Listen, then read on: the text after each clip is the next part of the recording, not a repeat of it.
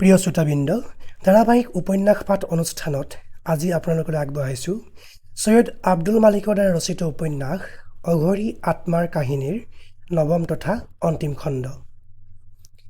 কসমছৰ সাংস্কৃতিক অনুষ্ঠানত প্ৰথমৰে পৰা শেষলৈকে শান্তভাৱে বহি থাকিল যদিও শশাংকই বৰ আন্তৰিকতাৰে অনুষ্ঠান উপভোগ কৰিব নোৱাৰিলে। প্ৰথম কথা, শশাংকৰ মনটো বৰ অশান্ত হৈ আছিল। নৃত্য গীত উপভোগ কৰিব পৰাৰ মনৰ অৱস্থা তেওঁৰ নাছিল। দ্বিতীয়তে, কসমছে পৰিৱেশন কৰা অনুষ্ঠানত নতুনত্ব একো নাছিল। বিষয় হৈছে ঘোষণাত ৰেডিঅ'ৰ ঘোষণাৰ অনুকৰণ, অনুষ্ঠানৰ পৰিৱেশনত খেলিমেলি, উদ্বোধক, সম্পাদক, উদ্যোক্তা, বিশিষ্ট অতিথি আদিৰ সংস্কৃতি সম্পৰ্কে সাৰশূন্য বিৰক্তিকৰ বক্তৃতা আৰু পৰিৱেশন কৰা নৃত্য গীতৰ প্ৰাণহীন গতানুগতিকতা এই সকলো মিলি শশাংকক অধৈৰ্য কৰি তুলিছিল। মাজতে উঠি অহাটো অশোভনীয় হ'ব বুলি ভাবি আৰু তেনে কৰিলে অপৰা অসন্তুষ্ট হ'ব বুলিয়েই, তদুপৰি অপৰা কসমছৰ মঞ্চত সোমাই থকা অৱস্থাত ওলাই গৈ অকলশৰে ক'ৰবাত ঘূৰি ফুৰিব বা বহি থাকিবলগীয়া হ'ব বুলি শশাংক অনিচ্ছা সত্ত্বেও বহিয়ে থাকিল। আজিৰ সন্ধিয়াৰ বিশেষ আকৰ্ষণ অপৰাজিতা খাউণ্ডৰ গীত বুলি ঘোষণা দি দৰ্শকক শেষলৈকে ৰাখি থোৱাৰ ব্যৱস্থা কৰা হৈছিল আৰু অনুষ্ঠানৰ প্ৰায় শেষৰ ফালে শলাগৰ শৰাই আগে আগে অপৰাক মঞ্চলৈ উলিওৱাও হ'ল যদিও আৰু এটা দুটাকৈ অপৰাই কেইবাটাও বেলেগ বেলেগ গান গালে যদিও আৰু সেই গানত দৰ্শক শ্ৰোতাৰ জাউৰি জাউৰি হাত চাপৰি পৰিল যদিও শশাংকৰ বৰ ভাল নেলাগিল। অপৰাৰ মাতটো বৰ মিঠা, সুৰ তাল লয় শুদ্ধ, পৰিৱেশন দৰ্শকৰ প্ৰতি শ্ৰদ্ধাশীল আৰু ৰুচিসন্মত। সেইফালৰ পৰা একো খুঁত নাছিল, কিন্তু তথাপি শশাংকই যেন অপৰাৰ গীতৰ মাজত এটা ভীতু আত্মগোপনৰ গুণ পালে। গীতৰ মাজেদি গায়িকাই যেন নিজৰ ভাৱ প্ৰকাশ কৰিবৰ চেষ্টা নকৰি গীত ৰচকৰ হতাশাহে প্ৰকাশ কৰিলে। ক'ৰবাত যেন মাজতে ফাঁক ৰৈ গ'ল, শূন্য হৈ ৰ'ল। অৱশ্যে শশাংকই লক্ষ্য কৰিলে যে প্ৰায় সকলো দৰ্শকৰ চকুত শিল্পী অপৰাজিতাৰ প্ৰতি এক অকৃত্ৰিম আস্থা আছে আৰু সেই আস্থাৰ লগত মিহলি হৈ আছে শ্ৰদ্ধা। অপৰাৰ সমাজ সেৱাৰ কিছু অৰ্থ শশাংকৰ বুজি পোৱা যেন লাগিল। শিল্পী আদিৰ কাৰণে গুণমুগ্ধ দৰ্শক শ্ৰোতা আদিৰ শ্ৰদ্ধা, স্বীকৃতি আৰু প্ৰশংসা জীয়াই থকাৰ বা শিল্প সাধনাত লাগি থকাৰ প্ৰেৰণা হ'ব পাৰে। অনুষ্ঠানৰ শেষত অপৰাৰ লগতে শশাংকয়ো চাহ খালে আৰু নতুনকৈ পাতিবলৈ লোৱা অনুষ্ঠানটোৰ প্ৰতি সহযোগিতাৰ ভাৱ প্ৰকাশ কৰি 100 টকা নগদ বৰঙণিও দিলে। টকা পাই ল'ৰা ছোৱালীখিনিয়ে শশাংকক পৃষ্ঠপোষক কৰি ল'ব খুজিলে। শশাংকই অসন্মতি প্ৰকাশ কৰিলে আৰু ক'লে, কাইলৈ মই যামগৈ, আকৌ কেতিয়াবা আহিবলগীয়া হয়নে নহয় ক'ব নোৱাৰোঁ। মোক বেতন পাতি তোমালোকৰ একো লাভ নহ'ব আৰু মই কাৰবাৰী মানুহ, কলা সংস্কৃতি একো নুবুজো, মোক বাদ দিয়া। আকৌ ৰাতি, মাজ ৰাতি, শেষ হেমন্তৰ কুঁৱলী কোমল ৰহস্যময় ৰাতি, এখন নতুন ফিয়েটৰ মৰম লগা গতি, ধীৰ নিশ্চিত। আকাশৰ কোনোবা এক প্ৰান্তত এফালি আচলোৱা জোন হয়তো আছিল, কিন্তু তাৰ অনুজ্জ্বল কিৰণে মাথোন কুঁৱলীবোৰক ধূসৰহে কৰিছিল, ৰাতিটোক প্ৰশান্তি আৰু স্নিগ্ধতা দিছিল। শশাংকই আপোন মনে গাড়ী চলাইছিল। কাষত বাওঁফালে অপৰা, কাৰো মুখত কথা নাছিল। গাড়ীৰ চকাৰ তলত পৰা শিলগুটিবোৰে মাজে মাজে একোটা মিট মিট শব্দ কৰিছিল। নগৰখন তেতিয়া শুইছিল। টোপনি যোৱা মানুহৰ শান্ত নিশ্বাস ৰাতিৰ বতাহৰ লগত মিলি কুঁৱলীবোৰক অলপ অলপকৈ কঁপাইছিল। কিছুদূৰ অহাৰ পিছত নীৰৱতা ভংগ কৰি শশাংকই সুধিলে, আমি ঘৰলৈকে যাওঁ নহয় অপৰা? ঘৰলৈ? জানো, অন্যমনস্কভাৱে সূতা মোটাকৈ আৰু টোপনিৰ পৰা সাৰ পোৱাৰ দৰে অপৰাই ক'লে। নিৰঞ্জন ঘূৰি আহিলে নে চাগৈ? আহিবতো লাগে, পিছে মাজে মাজে তেখেতে এনেকৈ ঘৰ এৰি বাহিৰত ঘূৰিবলৈ গ'লে ভালেই পায়। আগেও যায়, যেতিয়াই সুবিধা পায়। গাড়ীখন এটা কেঁকুৰি ঘূৰিল। কিবা এটা কথা ক'ব খুজি শশাংকই সামান্য ইতস্তত কৰিলে। তাৰপিছত গাড়ীৰ স্পীড কমাই দি চিগাৰেট এটা জ্বলাই ল'লে। অপৰাই ক'লে, এটা কথা কওঁ? কোৱা। আপোনাক আগে মই কোনোদিন দেখা নাই, এই প্ৰথম দেখিছোঁ। কিজানি। কিন্তু প্ৰথম দেখাৰ মুহূৰ্তৰ পৰা মোৰ মনত লাগিছে যেন আপুনি মোৰ চিৰদিনৰ চিনাকি। সৰুকৈ হাঁহি শশাংকই ক'লে, গল্প উপন্যাসৰ নায়িকাই কোৱাৰ কথাৰ নিচিনা লাগিছে। বাৰু কোৱা। আপুনি যদি অবিশ্বাস কৰে মই নকওঁ। তোমাৰ অনুভূতিক মই বাৰু কিয় অবিশ্বাস কৰিবলৈ যাম? আৰু তোমাৰ লগতে সুৰ মিলাই মই যদি কওঁ, যোৱা 3-4 দিন তোমাৰ কাষত থাকি তোমাৰ লগত ঘূৰি মেলি মোৰ তোমাক বৰ আপোন যেন লাগিছে। আপুনি ক'ব যে সেয়া ৰোমান্টিক উপন্যাস, মই ক'ম সেয়া যদি সঁচা হ'লহেঁতেন। বহুদিনৰ চিনাকি যেন লগা, বৰ আপোন যেন লগা এইবোৰতো কোনো দুখনীয়া কথা নহয়, শশাংকই ক'লে। কিন্তু সেইবোৰ দুখনীয়াই হওক বা বৰণীয়ই হওক, এষাৰ কথা মই আপোনাৰ আগত স্বীকাৰ নকৰি নোৱাৰোঁ। কি কথা অপৰা? ক'ম। কিয় নক'বা? আপুনি মোক বৰ নিচ বুলি নেভাবেতো? তোমাক কি বুলি ভাবোঁ নেভাবোঁ সেইটো পিছৰ কথা, কিন্তু তোমাৰ কথাষাৰ শুনি মই ভাল পাম। ভাল হয়তো নাপাব, তথাপি মই ক'ম, আমি ছোৱালীবোৰৰ মনত পুৰুষৰ প্ৰতি ভয় আৰু অবিশ্বাস কম বেছি সকলোৰে আছে। অপৰা ৰোৱা দেখি শশাংকই ক'লে, কোৱা, আপুনি খাউণ্ডৰ বন্ধু, তথাপি মোৰ বিষয়েতো আপুনি নানা কথা শুনিছে। নিশ্চয় শুনিছোঁ। তেখেত নাই, আমাৰ ঘৰটোত আপুনিয়ে মই অকলে আছোঁ। কথাটো বেয়া হৈছে নহয়। আপুনি হয়তো ভাবিছে আপোনালৈ মোৰ অকণো ভয় লগা নাই। ভয় মোলৈ? কোৱা নাই কিয়? কোৱা নাই এইকাৰণেই যে মোৰ ভয় বা সন্দেহ সত্যত পৰিণত হ'ব বুলি মোৰ এটা ধাৰণা আছিল। নিৰাশ হৈছা? হয়তো হৈছোঁ, কিন্তু তাতোকৈ বেছি মই আচৰিত হৈছোঁ। কিয়? আপোনাৰ নিচিনা মানুহ মই আগেই কাহানি লগ পোৱা নাই। মানে? হঠাৎ গাড়ীখনৰ স্পীড কমি গ'ল। কি হ'ল? বোধ কৰোঁ কুকুৰ গাড়ীৰ আগত পৰিছিল, বাছিল। আমি ঘৰেই পালোহি আৰু। পাইছোঁহি। মোক বেয়া নাপাবা অপৰা, মই মহাপুৰুষ নহওঁ আৰু বৰ চৰিত্ৰৱানো নহওঁ। কলিকতাত থাকোঁতে মাজে মাজে মই বেয়া ঠাইলৈ যাওঁ। মই বিশ্বাস নকৰোঁ। তিৰোতাতকৈ পুৰুষৰ সংযম কম আৰু লোভো বেছি। হ'লেও চোৱা, আগৰ কালৰ বহুত মহাপুৰুষ বৰ কামক আছিল, ইন্দ্ৰিয়াসক্ত আছিল, কিন্তু তেওঁলোক ব্যভিচাৰী কমেই আছিল। দেহাৰ প্ৰয়োজনক স্বীকৃতি দিবলৈ তেওঁলোকে ভয় বা সংকোচ নকৰিছিল। কিন্তু আজিকালি মহাপুৰুষসকল ভণ্ড, ব্যভিচাৰী। আমি পালোহি। গাড়ীখন চোতাললৈকে সোমাই নিলে শশাংকই। দুৱাৰখন মেলি ধৰিলে। অপৰাও নামিল। অপৰাক এধাৰ বকুল ফুলৰ মালেৰে সম্বৰ্ধনা জনাইছিল। মালাডাল অপৰাই হাততে লৈ আহিছিল।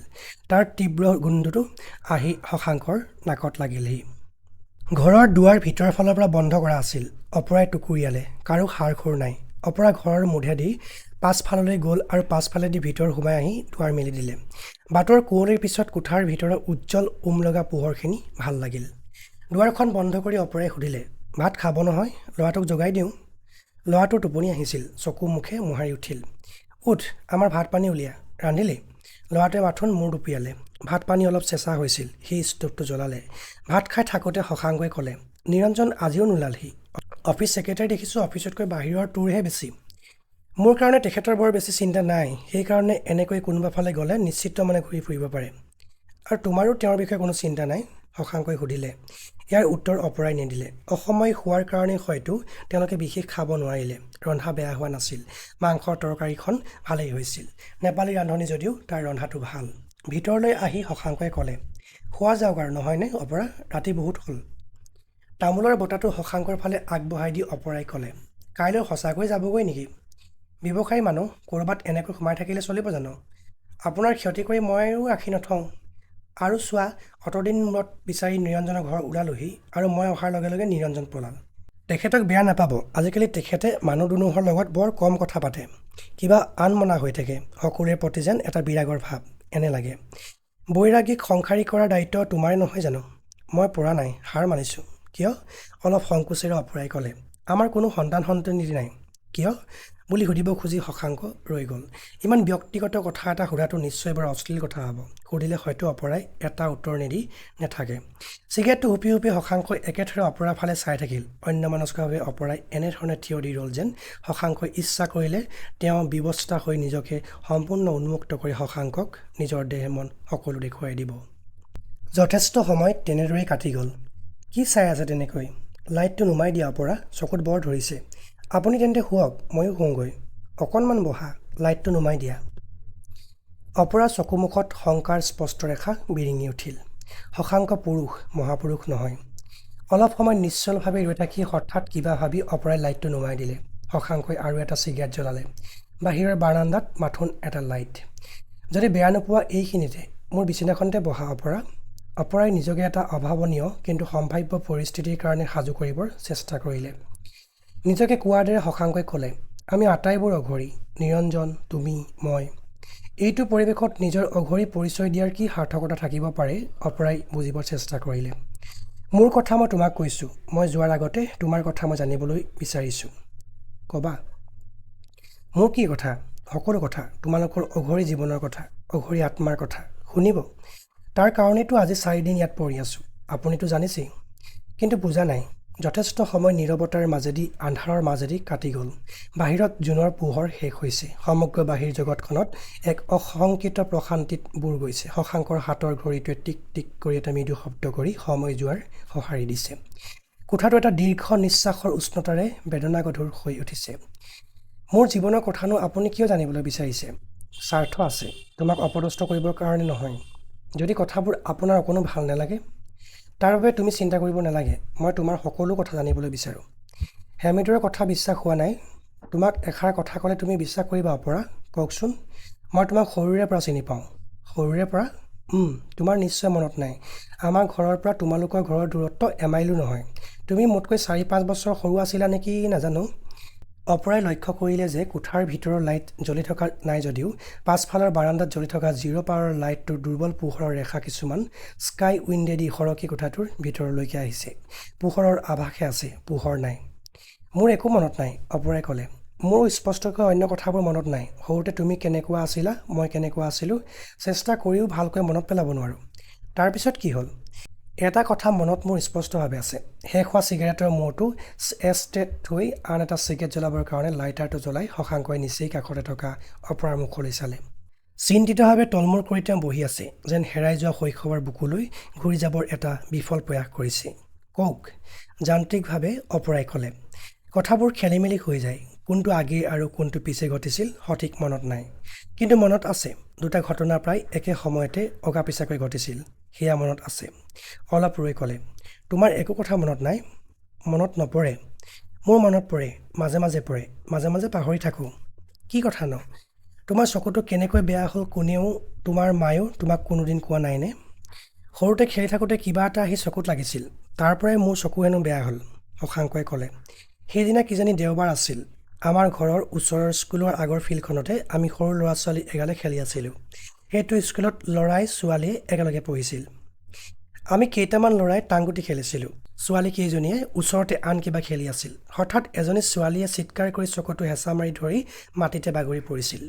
শশাংকই যেন এখন ছায়াছবিৰ কাহিনী বৰ্ণাই গৈছিল, মনৰ মাজৰ পৰা এখন এখনকৈ ছবি উলিয়াই উলিয়াই। সৰু মাতেৰে শশাংকই ক'লে, সেই সৰু ছোৱালীজনীৰ নাম আছিল অপৰা, অপৰাজিতা বৰুৱা। আৰু যাৰ টাংগুটিয়ে সেই ছোৱালীজনীৰ এটা চকু চিৰজীৱনৰ কাৰণে নষ্ট কৰি দিছিল, সেই ল'ৰাটোৰ নাম আছিল।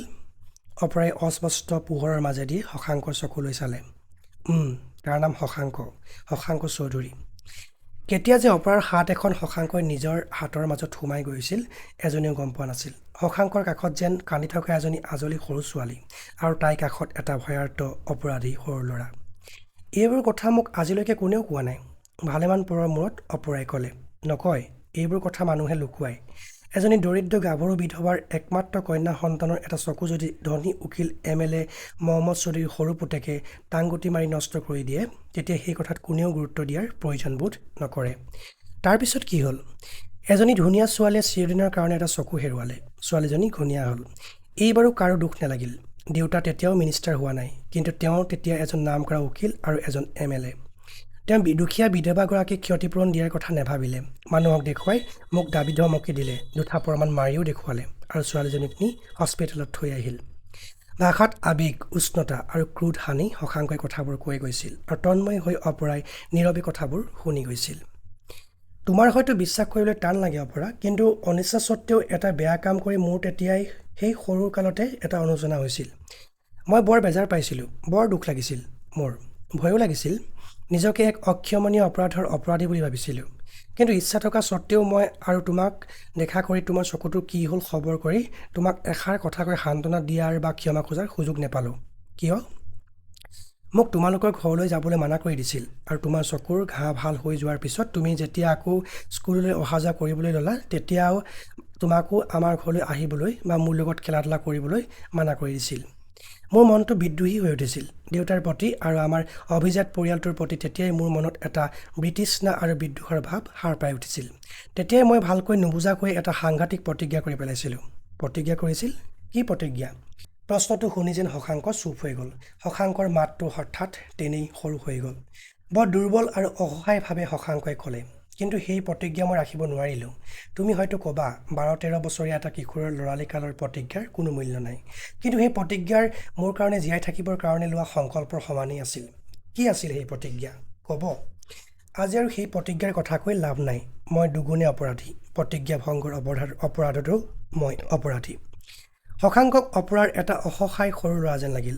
বাহিৰে দেখাত ইমান সুঠাম, বলিষ্ঠ, নিৰ্ভীক এজন ডেকা মানুহৰ বুকুৰ ভিতৰখনত ইমানবোৰ দুখ দুৰ্ভাগ্য যন্ত্ৰণা সোমাই আছে বুলি কল্পনাও কৰিব নোৱাৰি। হঠাৎ শশাংকই ক'লে, মোৰ পিয়াহ লাগিছে, এগিলাচ পানী খাম অপৰা? অপৰা নীৰৱে বহাৰ পৰা উঠিল, লাইটটো জ্বলালে আৰু জগটোৰ পৰা এগিলাচ পানী বাকি শশাংকক দিলে। শশাংকৰ মুখলৈ চাই তেওঁ দেখিলে তেওঁ ঘামি গৈছে, তেওঁৰ চকু দুটা জলমলাই উঠিছে, তেওঁৰ গাল মুখ ৰঙা পৰিছে। পানীগিলাচ প্ৰায় একে সুখাই পি খাই শশাংকই অপৰাক গিলাচটো দিলে আৰু বহাৰ পৰা উঠিল। খিৰিকী এখন খুলি দিলে শশাংকই। বাহিৰৰ এজাক শীতল বতাহ কোঠাৰ ভিতৰলৈ সোমাই আহিল। খিৰিকীৰ কাষত ৰৈ শশাংকই পূবৰ আকাশখনৰ ফালে চালে। অপৰা কিন্তু একে ঠাইতে থিয় দি ৰৈ থাকিল। বাহিৰৰ ফালে চাই থাকি শশাংকই ক'লে, আজি আৰু আমাৰ খোৱা নহ'বই কিজানি। লাইটটো অপৰাই নুমাই দিলে আৰু শশাংকৰ কাষলৈ আহি কাষত থিয় হৈ ক'লে, আৰু মোক একো কথা ক'ব নালাগে, এতিয়া মই সকলো বুজিছোঁ। আহক আপুনি শুই থাককহি, ৰাতি আৰু বেছি নাই। শশাংকই ক'লে, টোপনি নোযোৱাকৈ মোৰ বহুত ৰাতি হৈছে। আজি এটা ৰাতি নহ'লে মোৰ একো নহয়, কিন্তু নুশুই এতিয়া আপুনি কি কৰিব খুজিছে? আৰু অলপ পিছতে মই তোমাৰ কাষৰ পৰা যামগৈ। কিন্তু অপৰা শশাংকৰ গাৰ আৰু কাষ চাপি আহিল আৰু তেওঁৰ বাওঁ হাতখন নিজৰ হাতত লৈ ক'লে, মোৰ মনত কি ভাৱ হৈছে জানে? মোৰ মনত লাগিছে যেন মই আপোনাক এবাৰ ককাইদেউ বুলি মাতিম। শশাংকই অপৰাৰ ফালে ঘূৰি নোচোৱাকৈ ক'লে, সেই বুলি মতাৰ বাহিৰে আৰু অন্য একো সম্বন্ধেৰে মতাৰ উপায় আজি আৰু তোমাৰ হাতত নাই অপৰা।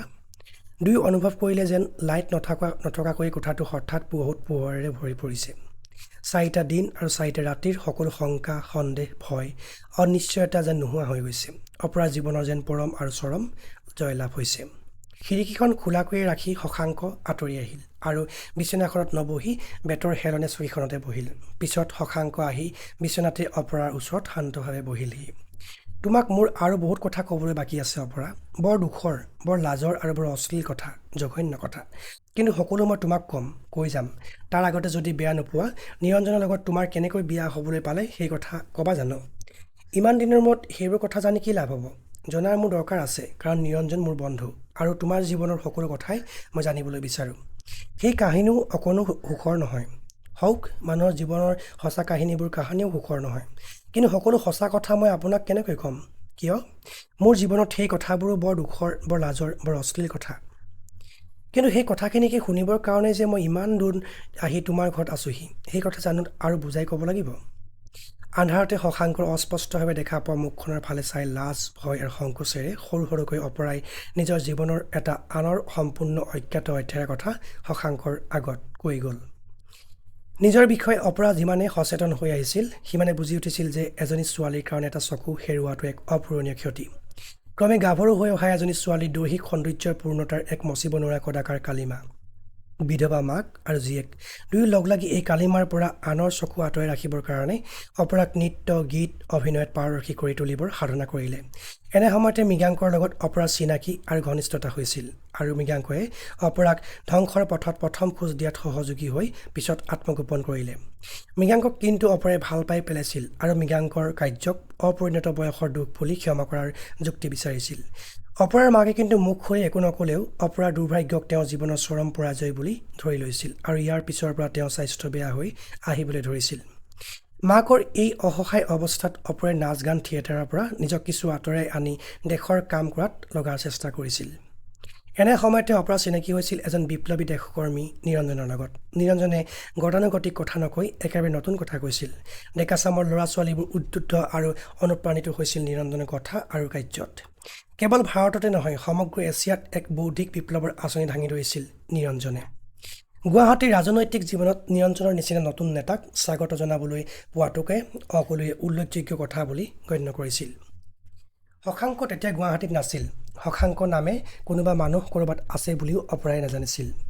অপৰাই তেতিয়া গতি বিচাৰিছিল, নিজৰ অৱৰুদ্ধ আত্মাক মুক্তি দিবলৈ বিচাৰিছিল। সংস্কৃতি জগতত সোমাই প্ৰথম যৌৱনৰ আত্মবিকাশৰ সৌভাগ্যক নিষ্ঠুৰ অপমান কৰি অপৰা সচেতন হৈ পৰিছিল। কিন্তু তেতিয়াও মৃগাংকৰ প্ৰতি অপৰাৰ মনত ভাল পোৱাৰ বাহিৰে অন্য ভাৱ অনুভূতিয়ে ঠাই লোৱা নাছিল। অপৰাই বুজি পাইছিল যে প্ৰধানতঃ আত্মৰক্ষা কৰিবৰ কাৰণে মৃগাংকই ফাঁকিৰ আশ্ৰয় লৈছিল আৰু অসংযমৰ পৰিণতি স্বৰূপে তেওঁলোকৰ প্ৰথম প্ৰেমৰ এক অবাঞ্ছনীয় সমাপ্তি ঘটিছিল যদিও সি কেৱল কামনা নাছিল, জীৱনৰ শ্ৰেষ্ঠতম অনুভূতিৰ নিৰ্ভেজাল উন্মাদনা তাত আছিল। তদুপৰি মৃগাংকৰ সেই প্ৰণয় গভীৰ প্ৰতিশ্ৰুতিবিলাকো অপৰাই সহজে অবিশ্বাস কৰিবলৈ টান পাইছিল। কিন্তু ক্ৰমে সেই কথা অপৰাই বুজি উঠিছিল যে মৃগাংক আৰু তেওঁৰ মাজত এক বহল ব্যৱধান আছে। মৃগাংক এজন বিখ্যাত মন্ত্ৰীৰ ল'ৰা, মৃগাংকৰ ধন আছে, প্ৰভাৱ প্ৰতিপত্তিও আছে, উজ্জ্বল ভৱিষ্যত আছে। মৃগাংকক অপৰাই সামাজিকভাৱে নিজৰ কৰি পোৱাৰ আশা অতি ক্ষীণ আৰু তাৰপিছত যেতিয়া কেইবাখনো চিঠি লিখিও মৃগাংকৰ পৰা কোনো উত্তৰ নাপালে তেতিয়া তেওঁ মৃগাংকৰ আশা বাদ দিয়াৰ সিদ্ধান্ত কৰিলে। আনহাতে মাকেও এইবাৰ অপৰাক দৃঢ়ভাৱে সতৰ্ক কৰি দিলে যে মৃগাংকৰ নিচিনা চঞ্চল আৰু দায়িত্বহীন ডেকাৰ লগত দেহ মনৰ ধেমালি কৰা মানে নিজৰ বৰ্তমান আৰু ভৱিষ্যতক লৈ জুৱা খেলা। মাকৰ সতৰ্কবাণীৰ সত্যতা অপৰাই জীৱনৰ তিক্ত অভিজ্ঞতাৰে উপলব্ধি কৰিছিল। কিন্তু নিৰঞ্জনৰ সান্নিধ্যলৈ আহি অপৰাই এক নতুন অভিজ্ঞতা লাভ কৰিলে। নিৰঞ্জন জ্ঞান বুদ্ধিত বয়সস্থ হ'লেও অনুভূতিত এজন ডেকা মানুহ। তেওঁ আদৰ্শবাদী বিপ্লৱী হ'লেও যৌৱনৰ ধৰ্মক অস্বীকাৰ কৰিবলৈ তেওঁ প্ৰস্তুত নহয়। ভাৱ সম্পদত তেওঁৰ ঐশ্বৰ্যশালী হ'লেও আৰ্থিকভাৱে দুখীয়া, কিন্তু মানুহজন বৰ স্বাধীনমনা আৰু আত্মবিশ্বাসী। প্ৰথমে নিৰঞ্জনে অপৰাক আদৰ্শ জগতৰ সহযোগী হিচাপে বিচাৰিছিল, পিছত বিচাৰিলে জীৱনৰ সহচৰী হিচাপে। অপৰা অভিভূত হ'ল, কিছু বিস্মিতও হ'ল। নিৰঞ্জনৰ নিচিনা এজন ডেকাক আকৰ্ষণ কৰি জয়ী হ'ব পৰা দেখি অপৰাই বুজিলে নিৰঞ্জন অত্যন্ত সৰল। এই মানুহজনক প্ৰবঞ্চনা কৰাটো পাপ হ'ব। তথাপি নিজৰ স্বাৰ্থতে নিৰঞ্জনক হেৰুৱাৰ ভয়ত তেওঁ কওঁ নকওঁ বুলিও অপৰাই নিজৰ জীৱনৰ গোপন কথাখিনি নিৰঞ্জনক ক'ব নোৱাৰিলে। স্বৰ্ণলতাৰ স্বাস্থ্য দিনক দিনে পৰি আহিছিল আৰু তেওঁ বৰ আশাৰে অপৰাৰ চকুলৈ চাইছিল। অপৰাই এই সম্পৰ্কত কি সিদ্ধান্ত কৰে জানিবৰ কাৰণে মাকৰ মনত অসন্তুষ্টি দিয়াৰ ইচ্ছা অপৰাৰ নাছিল। কিন্তু এখন প্ৰতিকূল পৃথিৱীত মাকক সম্পূৰ্ণ অকলশৰীয়া কৰি নিজে আঁতৰি যাবলৈকো অপৰাৰ টান লাগিছিল। ইয়াৰ সমাধান নিৰঞ্জনেই কৰি দিছিল। গুৱাহাটীত থাকে মানে অপৰাক লৈ নিৰঞ্জন তেওঁৰ শাহুৱেকৰ লগতে থাকিব আৰু অন্যফালে ক'ৰবালৈ গ'লেও তেওঁক লগত লৈ যাব। স্বৰ্ণলতাই কিন্তু ইমানটো আশা কৰা নাছিল।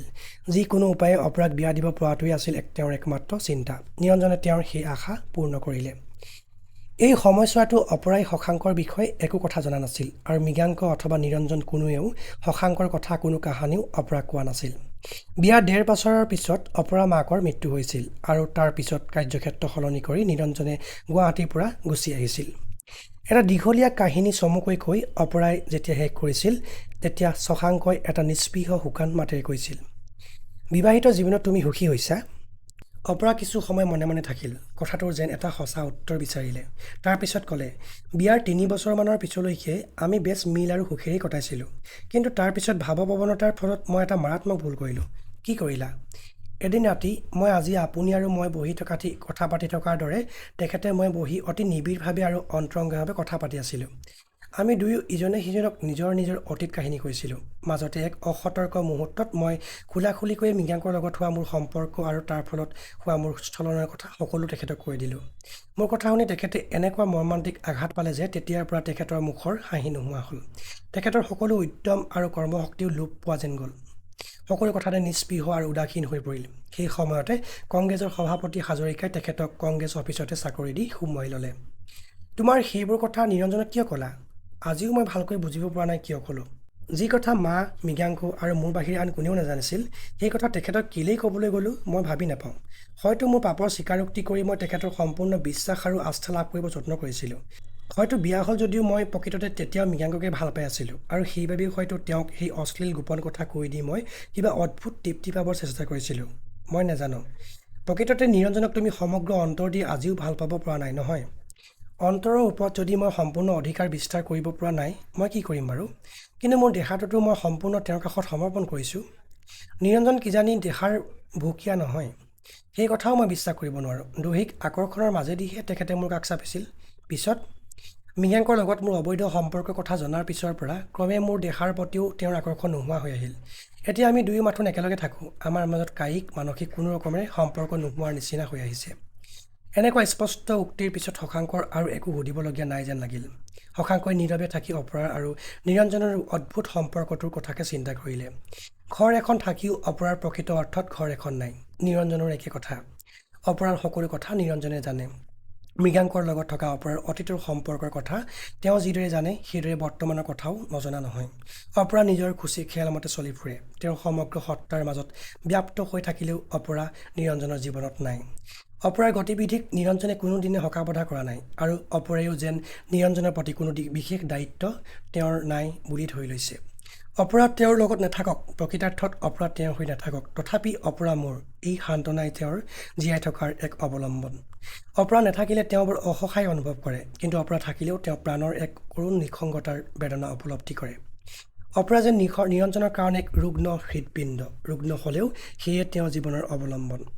এই সকলোবোৰ কথা জানো অপৰাই নুবুজাকৈ আছে। এই যান্ত্ৰিক সম্পৰ্কে জানো অপৰাক অশান্তি দিয়া নাই? নিৰঞ্জনক সুখী কৰাৰ, নিৰঞ্জনৰ মনৰ মাজত কোনো উচ্চ আকাংক্ষা জগাই তোলাৰ কোনো দায়িত্ব যেন অপৰাই কাহানি উপলব্ধি নকৰে। নিৰঞ্জনৰ প্ৰতি কোনো ৰকমৰ দায়িত্ববোধ উপলব্ধি নকৰেই যদি অপৰা নিৰঞ্জনৰ লগত আছে কিয়? নিৰঞ্জনৰ পৰাজিত আত্মাই বিদ্ৰোহৰ কথা নাই, প্ৰতিবাদ কৰাৰ শক্তিও হেৰুৱাই পেলাইছে নেকি? এটা ৰাজনৈতিক অনুষ্ঠানৰ কেৰাণী হিচাপে নিৰঞ্জনে দেশ সেৱা, কৰ্তব্যনিষ্ঠা, সততা, ত্যাগ আদি খামুচি ধৰি থাকি তেওঁৰ পৰাজয়ৰ দুখ লুকাই ৰাখিবৰ চেষ্টা কৰিছে নেকি? কিবা ফাইল একোটা চকুৰ আগত মেলি লৈ দৃষ্টিহীন চাৱনীৰে বাহিৰলৈ চাই থাকি কেতিয়াবা অফিচত অকলশৰে বহি থাকে নিৰঞ্জন খাউণ্ড। কি চিন্তা কৰে নিৰঞ্জনে? উৱলি যোৱা এখন সমাজৰ কথা, ভাগি থান-বান হ'ব ধৰা এটা ৰাজনৈতিক অনুষ্ঠানৰ কথা। ক'ৰ যেন এক অদৃশ্য নিষ্ঠুৰ শক্তিয়ে নিৰঞ্জনৰ পৰা তেওঁৰ ব্যক্তিত্ব, তেওঁৰ পুৰুষ, তেওঁৰ আকাংক্ষা সকলো কাঢ়ি লৈ গৈছে। তেওঁৰ জীৱনলৈ নামি অহা এই খহনীয়াক ৰোধ কৰাৰ কোনো শক্তি, কোনো উপায় যেন আজি তেওঁৰ নাই। অপৰাৰ লগত হোৱা সম্পৰ্কৰ বিপৰ্যয়ে জানো নিৰঞ্জনক এনে নিৰুদ্যম আৰু নিস্পৃহ কৰি তুলিছে? নে দেশব্যাপী মূৰ দাঙি উঠা ৰাজনৈতিক আৰু সামাজিক অৱক্ষয়ে তেওঁৰ উদ্যম উদ্যোগ সকলো নোহোৱা কৰি পেলাইছে? জীৱনৰ স্বপ্ন আৰু আদৰ্শৰ অপমৃত্যুৱে নিৰঞ্জনৰ মাজত নিস্বাৰ্থ কৰ্মক্ষম দেশপ্ৰাণ ডেকা মানুহটোক মাৰি পেলালে নেকি? শশাংকই এবাৰ অপৰাৰ ফালে চালে। নিজৰ চিন্তাত মগ্ন হৈ এটা নিশ্চল শিলামূৰ্তিৰ দৰে অপৰা বহি আছে। এই মুহূৰ্তত অপৰা যেন শশাংকৰ পৰা হেজাৰ যোজন দূৰত আছে। ৰাতি প্ৰায় শেষ হৈ আহিছিল। ক'ৰবাত কুকুৰাই ডাক দিবলৈ আৰম্ভ কৰিছিল। পূবৰ আকাশৰ ভোটা তৰাটো অকলশৰে উজ্জ্বল হৈ জিলিকি আছে। বতাহজাক আৰু চেঁচা আৰু গধুৰ হৈ পৰিছিল। শশাংকই ক'লে, ইয়াৰ বাবেও ময়ে জগৰীয়া অপৰা? আপুনি কিহৰ বাবে জগৰীয়া? সেই কথাও দুখ আৰু লজ্জাৰ। তেজপুৰত নিৰঞ্জন আছিল মোৰ অতি অন্তৰংগ বন্ধু। মই গুৱাহাটীৰ ঘৰৰ পৰা গুচি গৈ মোবাইদেউহঁতৰ ঘৰত থাকি পঢ়িছিলোঁ তেতিয়া। কিয় ঘৰৰ পৰা গুচি গৈছিলোঁ সেই কথাও তোমাক মই ক'ম। তেতিয়াই মই মোৰ মনৰ সংকল্পৰ কথা নিৰঞ্জনক কৈছিলোঁ। কি সংকল্পৰ কথা? তোমাৰ চকু এটা বেয়া হোৱাৰ বাবে ময়েই দায়ী বুলি যেতিয়া মোৰ একান্ত বিশ্বাস হৈছিল, তেতিয়া মই মনে মনে প্ৰতিজ্ঞা কৰিছিলোঁ যে আন কোনোৱে যদি তোমাক বিয়া নকৰায়, ময়ে তোমাক বিয়া কৰাম। অৱশ্যে বিয়া কৰোৱাটো কি তাৰ ধাৰণা মোৰ অস্পষ্ট আছিল। চেপা মাতেৰে অপৰাই চিঞৰি উঠিল, এই কথা মোক কোনোদিন নজনালে কিয় ককাইদেউ? এটা সময়ত মোৰ কৈশোৰৰ এই প্ৰতিজ্ঞাৰ কথা মই পাহৰি গৈছিলোঁ অপৰা। কিন্তু নিৰঞ্জনে কোনোদিন পাহৰা নাছিল। মই তেতিয়া কলিকতাৰ ছায়াৰ লগত। তেতিয়া মোৰ গ্ৰাসৰ প্ৰণয়ে সৰ্বাত্মক ৰূপ লৈছিল। সেই সময়তে পাইছিলোঁ নিৰঞ্জনৰ চিঠি। তেওঁ সুধি পঠাইছিল মই তোমাক বিয়া কৰাম নে নকৰাম, আৰু মই যদি নকৰাওঁ তেওঁৱে তোমাক বিয়া কৰালে মই বেজাৰ পাম নেকি? ইমান মোৰ ঘটনা, মইতো একোকে নাজানো। নাজানা? জানো মই আৰু নিৰঞ্জনে। মই নিৰঞ্জনক একান্ত আশ্বাস দিলোঁ যে তোমাক নিৰঞ্জনে বিয়া কৰোৱাটোৱে মোৰ একান্ত কাম্য আৰু তেওঁৰ লগত তোমাৰ বিয়া হ'লে পৃথিৱীত মোতকৈ সুখী এজন দ্বিতীয় ব্যক্তি আৰু ক'তো নাথাকিব। নিশ্চয় নিৰঞ্জনে তোমাক ভাল পাইছিল, কিন্তু শেষত মোৰ কথা মতেই নিৰঞ্জনে তোমাক বিয়া কৰাইছিল। অপৰা স্তব্ধ হৈ গ'ল। কি অদ্ভুত মানুহ নিৰঞ্জন। এদিনৰ কাৰণেও অপৰাৰ আগত শশাংকৰ নাম পৰ্যন্ত উচ্চাৰণ নকৰিলে, যিটোৱে প্ৰকাশ কৰা নাই তেওঁৰ মনৰ দুখ আৰু অশান্তিৰ কথা। এইবোৰ আমাৰ কি হৈ গ'ল ককাইদেউ? কি হৈ গ'ল? চেপা মাতেৰে বেদনাত অপৰাই ক'লে। কিন্তু আমাৰ কাহিনী শেষ হোৱা নাই। তুমিতো নাটকত অভিনয় কৰিছিলা। শ্বেক্সপিয়াৰৰ সেই পুৰণি কথাষাৰি আমাৰ জীৱনত সঁচা হ'ল। পৃথিৱীৰ নাট্যমঞ্চত পুৰুষ নাৰী আমি সকলোৱে একোজন অভিনেতা। পিছে আমাৰ জীৱনৰ নাটকখন হ'ল এখন আমনি লগা মেলোড্ৰামা। মঞ্চত যি অচল আৰু বিফল হয়, জীৱনত সেয়ে সত্য হয়। হয়তো টোপনি ক্ষতিৰ কাৰণে নাইবা বাষ্পাকুল হৈ উঠাৰ কাৰণে অপৰাৰ চকু দুটা বৰকৈ পৰিছিল। অপৰাৰ বুকুৰ ভিতৰখন যেন কিবা এটাই হেঁচা মাৰি ধৰিছিল, আৰু তেওঁৰ উশাহ বন্ধ হৈ যোৱা যেন লাগিছিল। শুনা নুশুনা মাতেৰে কান্দো কান্দোকৈ অপৰাই ক'লে, এতিয়া ইমান পলমকৈ এইবোৰ কথা মোক কিয় ক'বলৈ আহিল ককাইদেউ? এয়া ক্ষতিপূৰণৰ অসাৰ্থক চেষ্টা নহয়, প্ৰায়শ্চিত্তৰ প্ৰয়াস, মোৰ নিজৰ সান্তনাৰ কাৰণেই। আৰু এটা কথা মোক কোৱা অপৰা, এতিয়া আৰু আপোনাক পৰা গোপন কৰিবলগীয়া মোৰ একো নাই, কওক। মৃগাংকৰ লগত তোমাৰ বৰ্তমান সম্পৰ্ক কেনেকুৱা? এই প্ৰশ্নৰ উত্তৰ জনাৰ পিছত আৰু আপুনি মোৰ মুখলৈ চাব পাৰিব। মোক ঘিণ কৰিবলৈকো আপোনাৰ ঘিণ লাগিব। কিন্তু ঘিণনীয় বুলি জানিও তুমি কিয় মৃগাংকৰ কামনাৰ ওচৰত এইদৰে ধৰা দি নিজক আৰু নিৰঞ্জনৰ সংসাৰখনক ধ্বংস কৰিছা? চিন্তিতভাৱে অপৰাই ক'লে, মৃগাংকই মোৰ জীৱনত প্ৰথম মানুহ। তেওঁক মই এতিয়াও ভাল পাওঁ। আৰু বাগানখন যদি মই লৈ লওঁ আৰু মৃগাংকক যদি মই ইয়াৰ পৰা গুচি যাবলৈ বাধ্য কৰোঁ? মৃগাংকৰ লগত মোৰ অতীত আৰু বৰ্তমানৰ সকলো কথা জানক বুলিয়েই আপোনাক ইমানবোৰ কথা ক'লোঁ। নিৰঞ্জনৰ কাৰণে কোনো চিন্তা নাই? চিন্তা নথকা হ'লে মই তেখেতক এৰি মুকলিভাৱে গৈ মৃগাংকৰ লগত থাকিলোগৈহেঁতেন। তেখেতৰ মনত মই বহুত দুখ দিছোঁ। মই ভুলেই কৰা নাই, পাপ কৰিছোঁ, জানি শুনি পাপ কৰিছোঁ। কিন্তু মৃগাংকই মোৰ দুৰ্বলতাৰ কথা জানে, আৰু ময়ো তেওঁৰ দুৰ্বলতাৰ কথা জানো। আৰু মই ইয়াকো জানো যে মই লগত নাথাকিলে আপোনাৰ বন্ধু খাউণ্ডৰ জীৱনটো তেনেই থান-বান হৈ যাব। আধা খোৱা চিগাৰেটটো শশাংকই দলি মাৰি পেলাই দিলে আৰু বিচনাত শুই পৰি গাঁৱত মূৰটো গুজি দিলে। টোপনিত বাগৰ সলোৱা এটা শিশুৰ নিচিনাকৈ নিশ্চলভাৱে পৰি থাকিল অপৰা। ৰাতিটো ধীৰে ধীৰে শেষ হৈ আহিছিল। পূবৰ দিগন্তত পোহৰৰ অস্পষ্ট আভাস দেখা গৈছিল। শেষ হেমন্তৰ এটা উমলগা ৰাতি, হেজাৰ বছৰ দীঘল যেন লাগিছিল অপৰাহঁতৰ। যেন মনতেই পৰা নাই কোন কেতিয়াই আৰম্ভ হৈছিল এই দুৰ্বোধ্য ৰহস্যময় ৰাতিটো। আৰু কিছুপৰৰ মূৰত ৰাতিটো শেষ হ'ব। গাৰুত মূৰ গুজি ৰুষ ভাৰাক্ৰান্ত গভীৰ মাতেৰে শশাংকই কৈ গ'ল, মই বৰ অসহায় অপৰা। জীৱনত ৩টা প্ৰতিজ্ঞা কৰিছিলোঁ, তাৰে এটাও মই ৰক্ষা কৰিব নোৱাৰিলোঁ। অপৰা শশাংকৰ কাষলৈ আহিল আৰু বহু বয়সস্থ এগৰাকী নাৰীয়ে এটা দুৰ্বল ৰোগী সন্তানক সান্তনা দিব চেষ্টা কৰাৰ ধৰণে চুলিৰ মাজত আঙুলি বুলাই বুলাই ক'লে, সেইবোৰ কথাকে কিয় ভাবি আছে বাইদেউ? পাহৰি যাওক সেইবোৰ কথা, অকণমান শুৱক। অপৰাৰ হাতখন বিচাৰি আনি গালখনেৰে হেঁচা মাৰি ধৰি শশাংকই ক'লে, এষাৰ কথা মই তোমাক কোৱা নাই, পৃথিৱীৰ কোনেও তোমাক নকয়, ক'ব নোৱাৰে। আৰু আজিৰ পৃথিৱীত 2জন মানুহৰ বাহিৰে অন্য কোনেও সেই কথা নাজানেও। কি কথা? মই ঘৰ এৰি দেউতাৰ কাষৰ পৰা আঁতৰি গৈছিলোঁ। দেউতাৰ অৰ্জনৰ একো নাখাম বুলি প্ৰতিজ্ঞা কৰিছিলোঁ। কিয় জানা? কওকচোন। শুনিলে তুমি সহ্য কৰিব পাৰিবা? কওকচোন। তোমালোকৰ দুৰ্দিনৰ সময়ত তোমাৰ চকুটো বেয়া হোৱাৰ পিছত কথাখিনি ক'বলৈ যেন শশাংকৰ বৰ কষ্ট হৈছিল, ভয় লাগিছিল। সেইবোৰ কথা মই তোমাক ক'ব নোৱাৰোঁ অপৰা, নোৱাৰোঁ। তেন্তে নালাগে ক'ব, আপুনি শুই থাকক, নহ'লে গা বেয়া কৰিব। শশাংক বহি দিলে। নাই, মোৰ আৰু শুবৰ সময় নাই, এতিয়াই, আজিয়ে মই ইয়াৰ পৰা যাম আৰু তাৰ আগতে তোমাক সকলো কথা কৈ যাম। ঘৃণাৰ কথা, পাপৰ কথা, অশ্লীল কথা। খিৰিকীৰ বাহিৰত তেতিয়া উষাৰ পোহৰৰ মৰম কোমল স্পৰ্শ লাগিছে। ভিতৰৰ আন্ধাৰবোৰ তেতিয়াও ডাঠ হৈ আছে। অপৰাই শশাংকৰ উদ্ভ্ৰান্ত অসহায় চকুহালৰ ফালে চালে। তেওঁৰ আউলি বাউলি চুলিবোৰ কপাললৈ নামি আহিছে। একেটা গাঁতিতে যেন শশাংকৰ বয়স বহুত বছৰ আগবাঢ়ি গ'ল। তেওঁৰ ওঠ দুটা শুকাই গৈছে। শশাংকই ক'লে, তোমাৰ চকুটো বেয়া হোৱা কিছুদিন পিছত তোমালোকক সান্তনা দিয়াটো, সাহাৰ্য দিয়াটো দেউতাই বোধ কৰোঁ নিজৰ কৰ্তব্য বুলি ধৰিলে। তেওঁ তোমাৰ মাৰ হাতত টকা পইচা দিলে। টকা পইচা নিবলৈ মাজে মাজে আমাৰ ঘৰলৈ আহি থাকিবলৈ ক'লে। তোমাৰ মা সেইদৰে আহি আছিল। তাৰপিছত এবাৰ মোৰ আৰু চাকৰণীশালৰ বাহিৰে আমাৰ পৰিয়ালৰ সকলোকে শ্বিলঙত থৈ আহিলগৈ। মোৰ স্কুল আছিল, মোক যাবলৈ নিদিলে।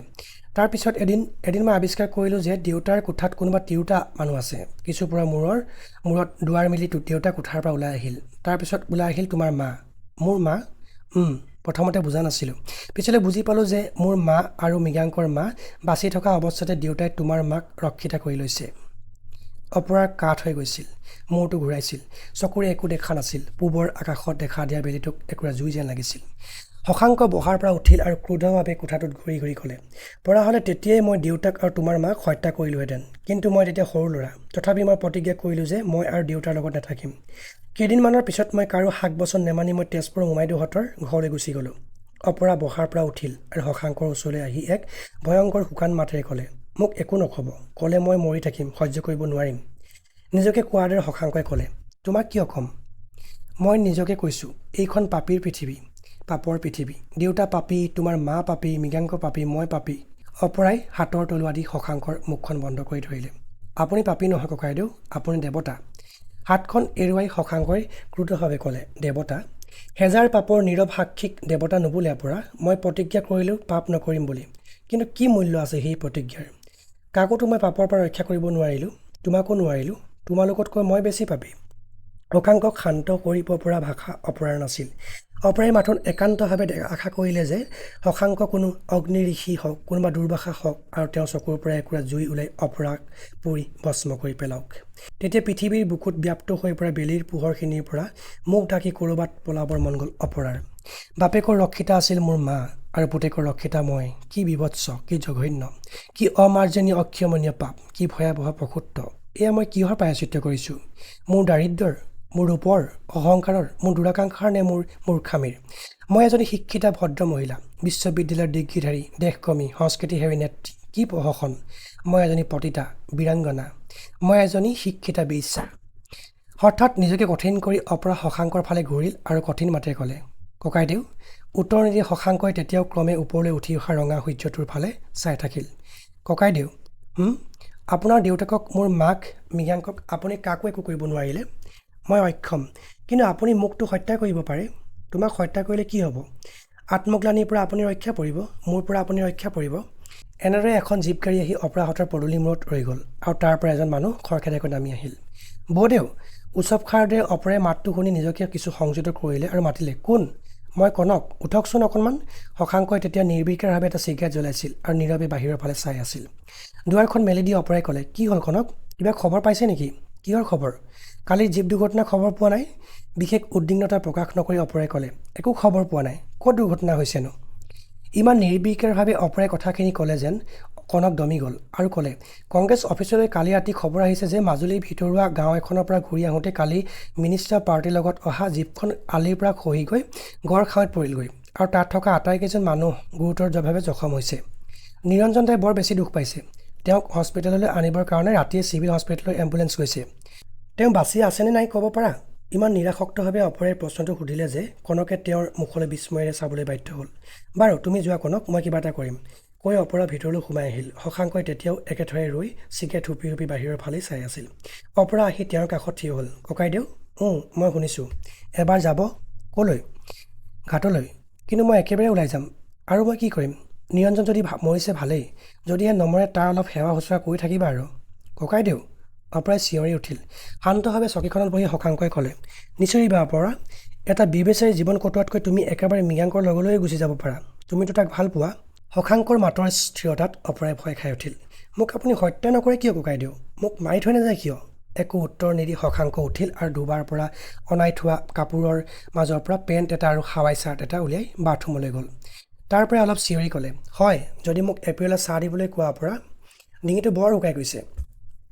অপৰা ৰান্ধনীশাললৈ গ'ল। ইতিমধ্যে ল'ৰাটো উঠি চাহ কৰিছিল। অপৰাই চাহৰ আয়োজন কৰিলে। মুখ হাত ধুই পৰিষ্কাৰ কাপোৰ সাজ পিন্ধি শশাংক বাথৰুমৰ পৰা ওলাই আহিল। মেজত চাহ জলপান দি অপৰাই ক'লে, আপুনি চাহ লওঁহি আহক। গৈছোঁ, তুমি? ময়ো মুখ হাত ধুই আহোঁগৈ, আপুনি খাওকচোন। ততাতৈয়াকৈ অপৰাই গা ধুলে আৰু কাপোৰ কানি পিন্ধিলে। চাহ জলপান শেষ কৰি শশাংকই চিগাৰেট হুপিছিল। অপৰা আহি চাহ খাবলৈ বহিলহি। নিৰঞ্জনৰ দুৰ্ঘটনাৰ কথা পাহৰি যোৱাৰ দৰেই অপৰাই সুধিলে, চৌধুৰী বাৰী বাগানত কি ব্যৱস্থা কৰিব? তোমাক লাগেনে? চিহ, কিয়? অপৰাই একো নক'লে। শশাংক বহাৰ পৰা উঠিল আৰু নিজকে কোৱাৰি ক'লে, চৌধুৰী বাৰীৰ বাগিচা কিয় মহম্মদ চৌধুৰীৰ সমগ্ৰ সম্পত্তি দিলেও তোমাৰ আৰু তোমাৰ মাৰ ক্ষতিপূৰণ নহয়। কিন্তু মই মোৰ প্ৰতিজ্ঞা ৰক্ষা কৰিবই লাগিব। বাৰে বাৰে হাৰ মানিবলৈ মই প্ৰস্তুত নহয়। তেন্তে মই এতিয়া যাওঁ। অপৰা?